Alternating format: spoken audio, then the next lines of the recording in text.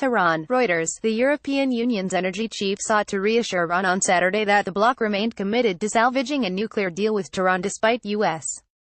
President Donald Trump's decision to exit the accord and reimpose sanctions.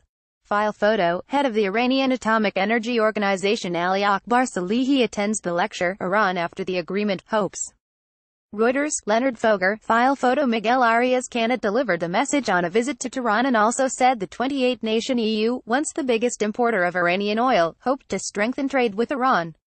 We have sent a message to our Iranian friends that as long as they are sticking to the nuclear agreement, the Europeans will fulfill their commitment. And they said the same thing on the other side. Arias Canet, European Commissioner for Energy and Climate, told reporters after talks with Iran's nuclear chief Ali Akbar Salehi. Salehi said it would be disastrous if EU efforts fail to preserve the 2015 deal, in which Tehran agreed to curb its nuclear work in return for the lifting of most Western sanctions. The ball is in their EU leaders' court, Salehi said. We hope their efforts materialize. Since Trump's announcement of the U.S. exit on May 8, EU leaders have pledged to try to keep Iran's oil trade and investment flowing but admitted that will not be easy to do so. Britain, France and Germany back the deal as the best way of stopping Tehran getting nuclear weapons but have called on Iran to limit its regional influence and curb the missile program. The EU's adopted mechanisms should be enforced by August 8, when U.S. sanctions begin to take effect. Iranian TV quoted Behrouz Kamalvandi, spokesman for Iran's Atomic Energy Organization, as saying, a collapse of the accord could tip the balance of power in Iran's faction-ridden political establishment in favor of President Hassan Rouhani's hardline rivals, who have fiercely criticized the president's failure to deliver greater economic prosperity. All kinds of possibilities. Salehi said Iran had several options, including resuming its 20% uranium enrichment, if the European countries failed to keep the pact alive. He said the EU had only a few weeks to deliver on their promises. If the other side keeps itself committed to its promises, we also will.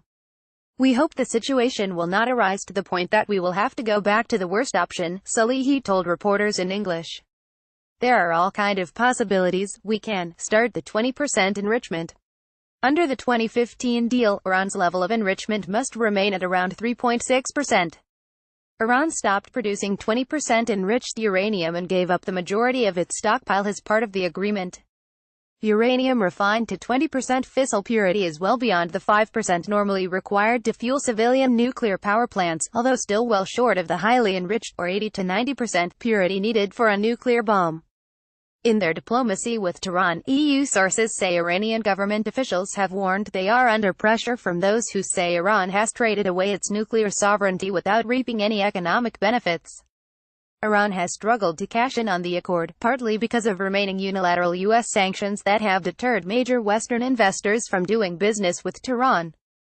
Rouhani has tried to assure ordinary Iranians, frustrated by high unemployment and stagnant living standards, that Trump's decision would have no impact on Iran's oil-reliant economy.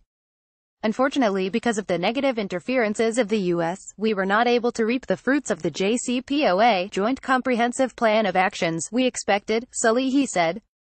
Public opinion is not as supportive as it was before, and if the other side does not deliver, we will keep losing the support of our people for the JCPOA. Iran's clerical rulers fear a revival of January's anti-government protests that underlined the establishment's vulnerability to popular anger fueled by economic hardship.